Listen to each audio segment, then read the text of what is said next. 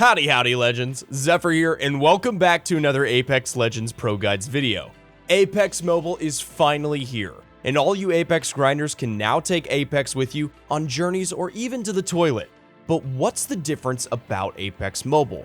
We're looking into the top 10 biggest differences between the two versions. But first, our question of the day. Which legend are you excited to try in Apex Mobile? Let us know in the comments section below. Number 1. Fade. The first major difference between Apex Mobile and Apex Legends on PC is the exclusive mobile legend Fade.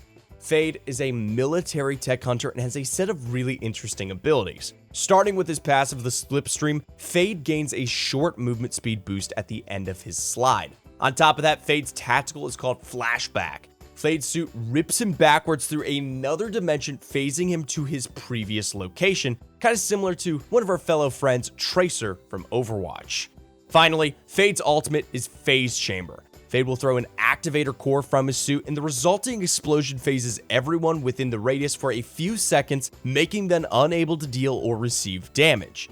He seems to have a lot of similarities to Wraith in some ways, and this legend is suitable for aggressive plays and escapes. In particular, his ultimate is very unique and no ability in either game makes everyone affected immune to damage.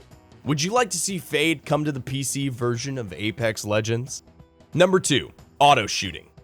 While the Spitfire might feel like it automatically shoots in the PC version, you do have to at least hold down your mouse or trigger.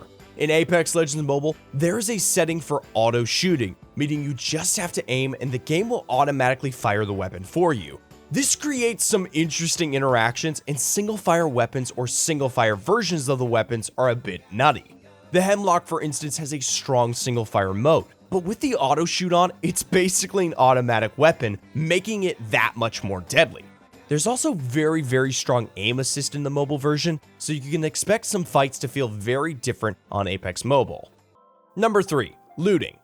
Much like the auto shooting, there's also auto looting. Think Minecraft. The loot is on the ground and you run through it and just slurp up whatever you walk through. This includes also attachments. This is designed to make looting a lot easier. If you're playing on your phone screen without a controller, it could be pretty finicky to grab certain items that are all together. This also means that resetting could be a lot faster, or you could get ammo for your weapons while you run away. Number 4. Team Deathmatch. Team Deathmatch is one of the most requested modes in the PC version of Apex Legends, and it is now technically an Apex Legends game mode, but for now it is only available on mobile. This will give people a great way to get used to the controls and the differences of Apex Mobile. The Team Deathmatch also has another unique feature, mid-game team fill. We've all played a game of Control or even a normal Apex Legends pub game which has already been ruined by your teammate vanishing into the wind. Maybe their dinner was ready, or maybe their mom confiscated their Nintendo Switch. We'll never know. But Apex Mobile has the option for people to be added into your TDM team mid-game, meaning that one team won't end up shorthanded and the mode becomes less of a deathmatch and more of a single-sided slaughter. This also means that if you play Apex Mobile and drop your phone down the toilet, your team won't particularly miss you this time. Number 5. Gunshot and footstep indicators. This is something that I am absolutely praying comes to Apex on PC. Just like the PC variant has arrows that indicate where you're being shot from, Apex Mobile goes a step further, literally, and adds indicators for footstep audio and gunfire. Footsteps are notoriously hard to hear in Apex, and we've all suddenly had a family of 3 in arm's length away from us, Spitfire in the back of our heads with zero audio to warn us they're there. No doubt, this will be a feature that many demand comes to PC, but it is designed to make Apex Mobile more accessible. If you're playing on a busy train or something, you wouldn't necessarily need a pair of headphones to be able to at least have a decent shot in the game thanks to these audio indicators. It also has the nice effect of making the game more accessible to those with hearing impairments, which is a nice added bonus. Number 6. World Chat.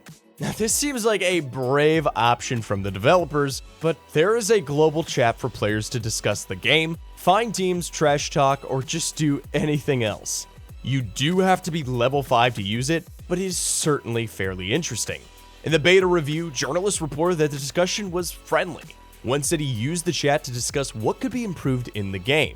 Now, do you think this'll hold as the game launches globally? Personally, I'm a little skeptical. To go with this, there's also a friends chat which seems a bit safer. This might help people struggling to find a team in-game and is already a feature that some are suggesting could be useful in the PC version. But there's also a club chat that almost never gets used. Personally, my club chat is quieter than my DMs. Number 7. Useful firing range. Apex Mobile has a far more useful firing range than the PC version of the game. There are several training modes, and they don't require an Easter egg to access, unlike the dummies in the PC variant. There are both basic and special training modes, and the opportunity to customize them both. They're great as both a learning curve, warm-up, or potential aim trainer. Now, the PC version has added some small exercises with the Bangalore story arc, but we don't know if these are staying, and they're far outclassed by what is available in the mobile version. Number 8. Perks. While a lot of what is inside Apex Mobile is based on the PC variant, the mobile version does add a new mechanic known as perks. These are unlockable buffs that you can apply to your legend to increase their abilities. They cover things like falling faster in the air, a fully charged tactical upon spawning, gaining 50 Evo shield for killing another player, or even reducing the cooldowns when using a certain class of weapon. Now, this is very different to the Apex Legends PC game. It adds a lot of RNG to the game beyond what a Battle Royale already has. Now, what abilities does your opponent have? Does that freshly spawned Fade have his tactical yet or not? Some people are enjoying this and some are less excited by it. However, what is undoubtedly is that for those of y'all playing both, there's a few key mechanical differences to the game that should keep it fresh and different. Number 9. In-game gun stats. Gun stats nerds rejoice. Apex Legends Mobile has built-in gun stats. No more wiki needed. This features in a vastly improved weapons menu. The breakdowns include a wide range of stats. This covers base damage, how much recoil a weapon has, how certain attachments improve stats, as well as a whole range of other info. There's also a weapon comparison. So if you were torn between the R301 and the Flatline, for example, you can put their stats head to head. Perhaps the fire rate of the R99 in the car is something you want to compare. Interestingly, at least for now, the stats are the same as in the regular game. This means that you could whip out the mobile version of the game to take advantage of the extra information here and apply it to your PC games if you wished.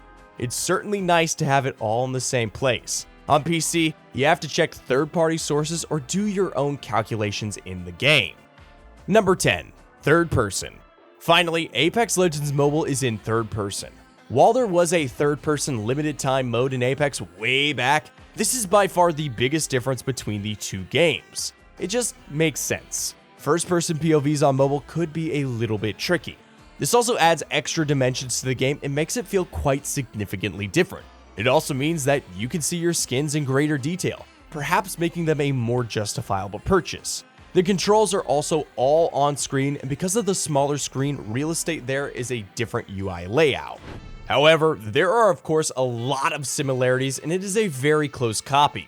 A lot of the changes are either to make the game playable on mobile or out of the main game improvements. If non-PC legends will eventually head to PC or how different weapon stats will get between the games is yet to be seen. As always, I've been Zephyr, and I'll see you soon for another ProGuides Apex Legends video.